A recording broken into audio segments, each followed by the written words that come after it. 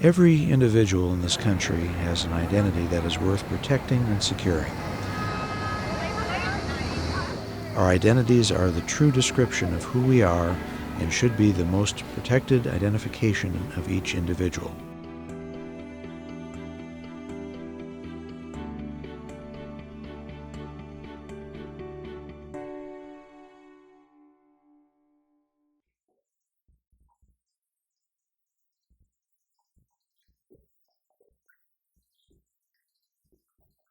In our quietest moments, the theft of our identities can be at its worst.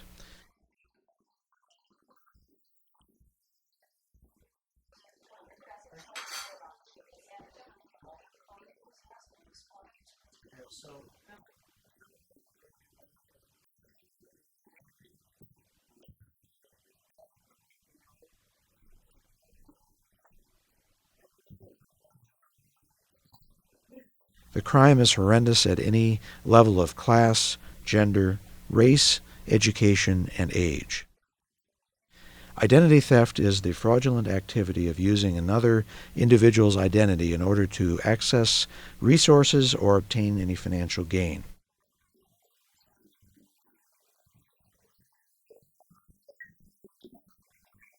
Every day we expose our identities with thousands of unsecured, dangerous activities without ever knowing when our identities have been compromised.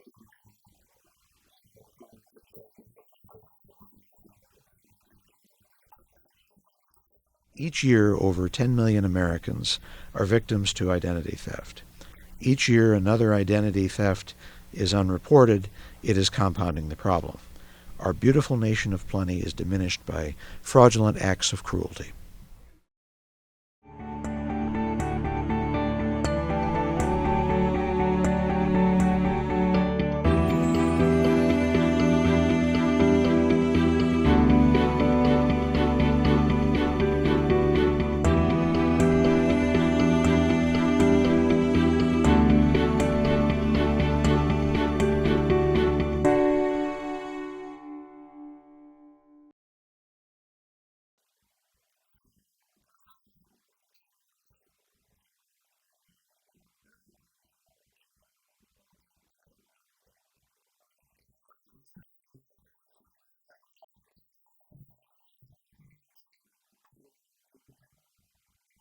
These crimes can be the most fiendish, secretive crimes and can begin right in our own homes.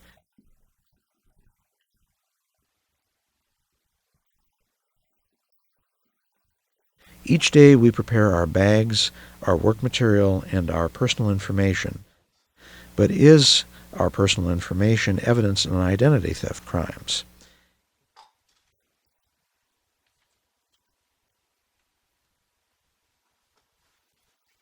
Any personal financial account information should be locked away in your home.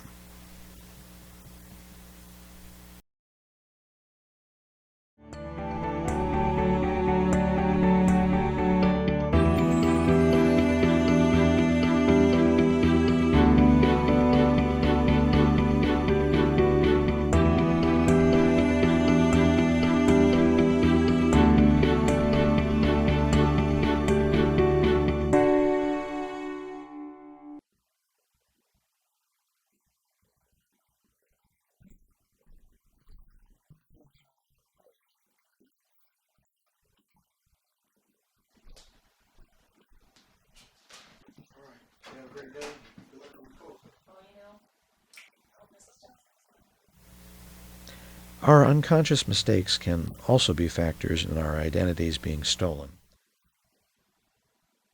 The time it takes for our identity to be stolen, without ever knowing, happens in a short period, but can destroy lives for a long time.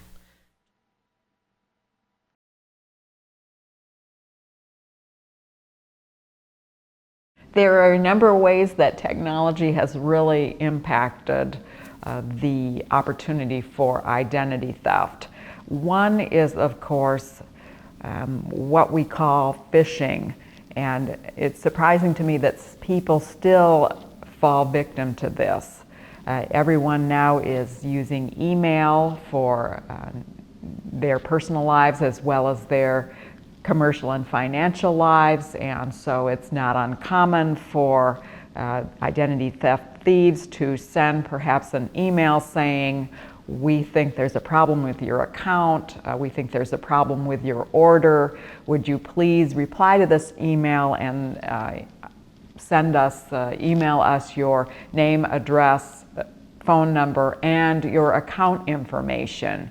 Well, people are still falling victim to that. If you respond to these emails, then you are in effect giving over the information that identity theft thieves need to then perhaps take out a credit card in your name, borrow money in your name, withdraw money in your name, etc., etc.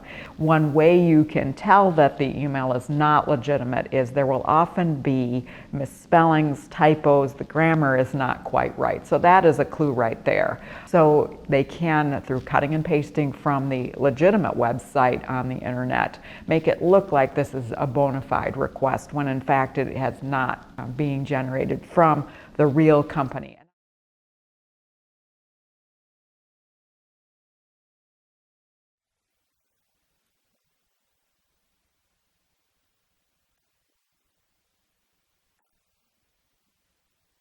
Innocent phone calls from fraudulent medical offices, fake medical bills asking for personal information, or lurking internet predators prey on our passive nature.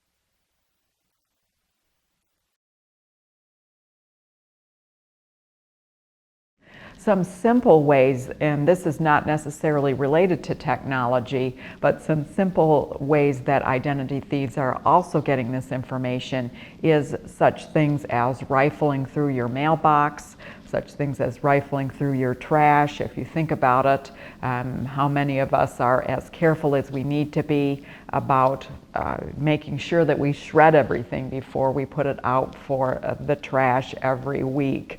And that's another rich source of information about your account, how much money you have, your name, your address, birthday, whatever it might be. So it does not necessarily have to be driven by technology in order for you to find yourself a victim of identity theft.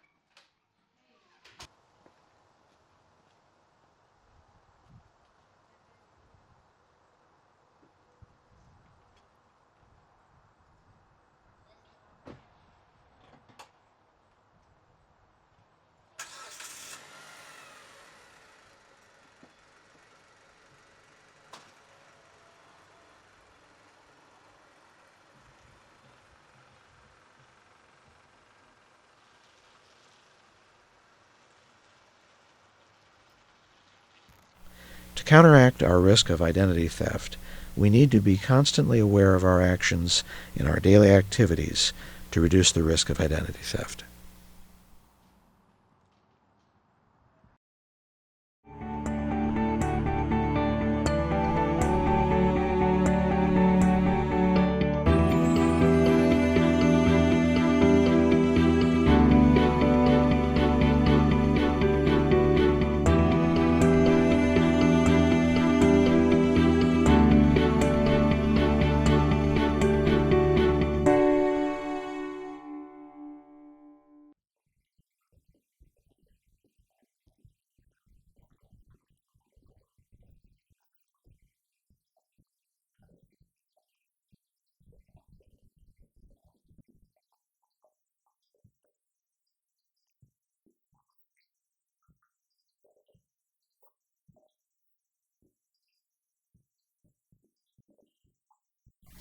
Prevention is the best defense for identity theft. Our exposure to daily interactivity with people and technology can become overwhelming in protecting from all forms of identity theft.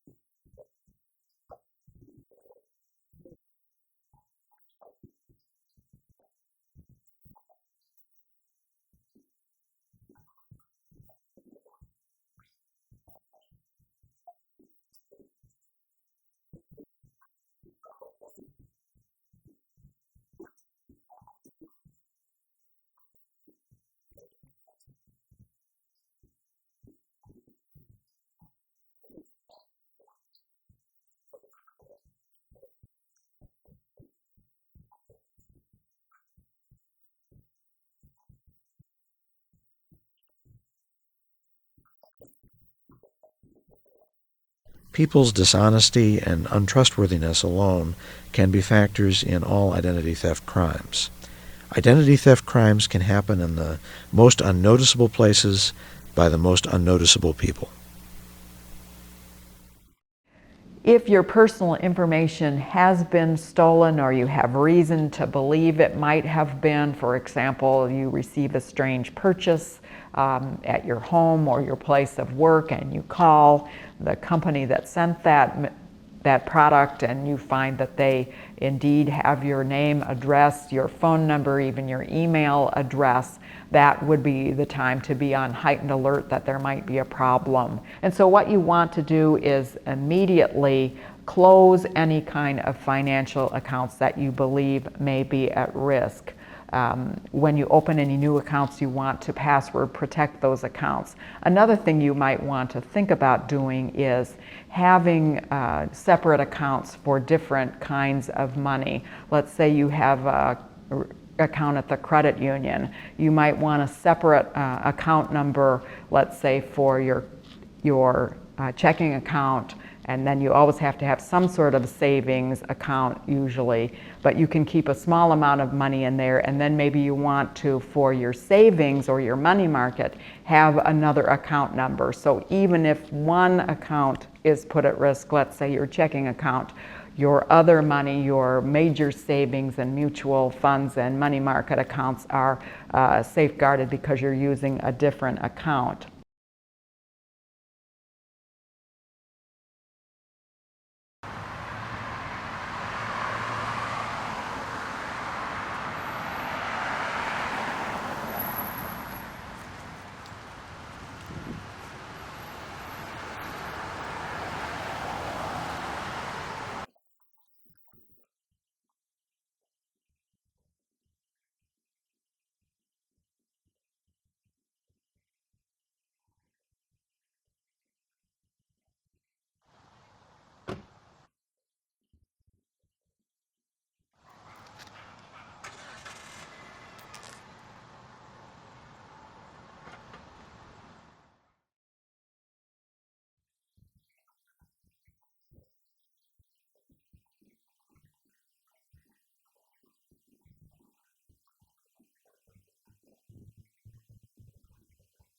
Another way that financial information can be taken is using the ATM machine. Be sure that you don't leave the little slips lying around. Be sure when you're using the machine, someone is not right there. There have been some scams too where cameras have been mounted or someone is nearby with a cell phone and is maybe using the cell phone's camera features to record as you punch in your account information. Take your withdrawal slip or your balance slip, whatever it might be, with you.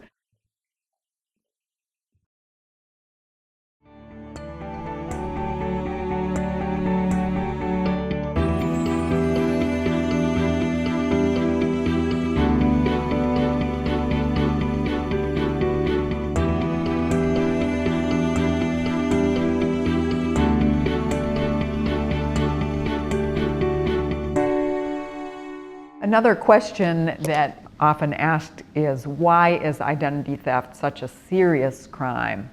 And I think not only is it serious because certainly people have found themselves victims, whether it be something like their credit card information is stolen and large purchases are suddenly appearing on their account, whether money is withdrawn from their bank account. And some of those things can even develop into much more serious kinds of issues. But another reason why identity theft is such a serious crime is the victim of identity theft is very much going to be the one bearing the burden to correct this issue. There's a limit to what law enforcement can do for you. So it is very much going to be the victim who has to work with the credit card company, who has to work with their bank, who has to work with the credit bureaus to clean the record, to absolve themselves essentially of charges. The natural tendency is for these problems to remain unless the victim of identity theft becomes very proactive in getting their record clean, in clearing their name, in restoring their good credit. So that's why prevention is really the key. One thing you can really do also to protect yourself from identity theft is reduce the amount of personal information coming to you in your mailbox by the number of catalogs that you receive. You can do this very easily, and it not only reduces the amount of mail coming in to your mailbox, but also is a great way to protect the environment as well. There is a great service called Catalog Choice, www.catalogchoice, all one word, you don't need to capitalize anything, .org. And once you get on Catalog Choice, you can create a very simple profile, and then each time you get a catalog from a company you don't want, you notify through the website Catalog Choice that you want to discontinue receiving that catalog. They will then work with the vendor that is sending that catalog to try and discontinue that catalog for you. You can significantly reduce the number of catalogs you're receiving. Why is that an issue? Well, a catalog will have your name, your address, and also a customer number on there. And to the extent that that would reveal or someone uses that information to place orders in your name, that's one way to reduce that. The other important thing you can do, and this is based on some federal legislation, is to request free copies of your credit reports. You are allowed under federal law to have a free report from each of the 3 credit bureaus every year on an annual basis. There's an official website to do this. Be very, very careful that you use the official website for this. There are a lot of other companies out there that purport to do this for you, and then they'll try to charge you extra or try to convince you you need additional services. What you can do is either request a free report from all 3 credit bureaus at the same time, or you could spread it out throughout the year. So maybe every 4 months you request from one, and then another 4 months you request from another, and then the last part of the year you request from the 3rd credit bureau. Then when you get these reports, check everything very carefully. And this is your opportunity to correct errors, to dispute things where you feel there is erroneous information there. Also, take this opportunity to, as much as possible, any credit cards that you really are not using at all, this might be an opportunity to cancel those as well. So what you're doing in this process is you're first cleaning up your credit report, making sure it's accurate, verifying any information, working with the credit report company to make sure that, again, they don't have erroneous information there. Then once you've done that, I would encourage you to implement the credit freeze. It's a wonderful program that Indiana has put into place for its citizens. A number of states already have this, but what you can do is you can go on the Indiana Attorney General's website, and the Attorney General has a nice description of this process and also has template letters you can use. And what you do is you have a letter for each of the 3 major credit bureaus. These are the organizations that anyone who is going to offer you credit or a loan or some other kind of advance will check first to determine your credit worthiness, and then also what your interest rate will be. And by sending these letters, then you can either put a 5-year or permanent freeze on your credit reports. So people without your permission cannot request and look at your credit information with the 3 credit bureaus.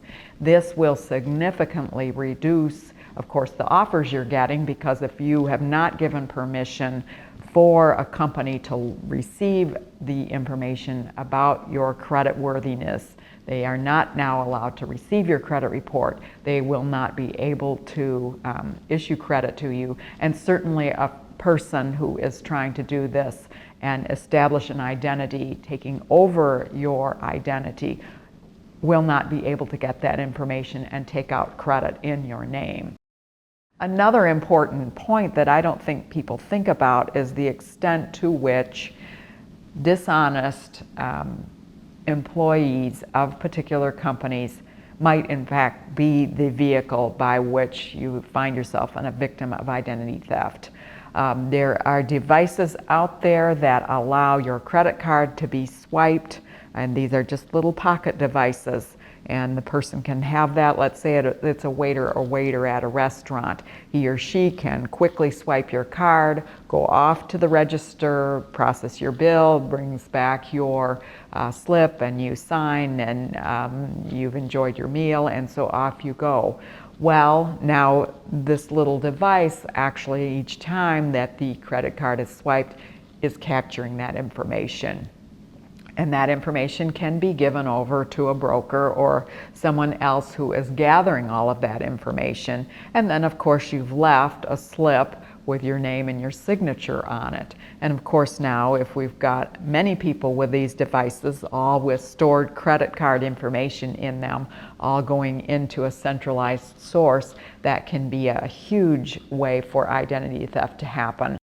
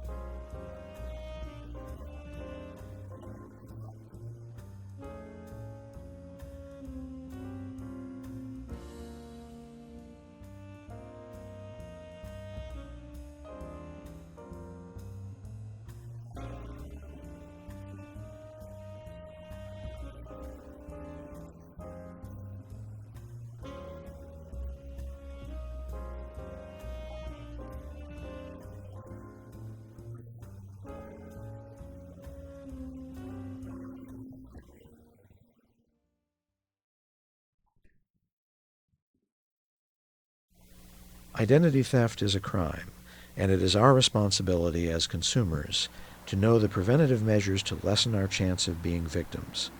Remember, anyone can be a victim of identity theft, young, old, alive, and deceased. Get copies of your yearly credit reports. Discard sensitive data and important information coming to and out of your mailbox. Prevention is your ultimate defense to this crime. Be sure to know ways to protect yourself and the resources to help keep identity theft down. Let's all help to stop this crime from attacking this nation.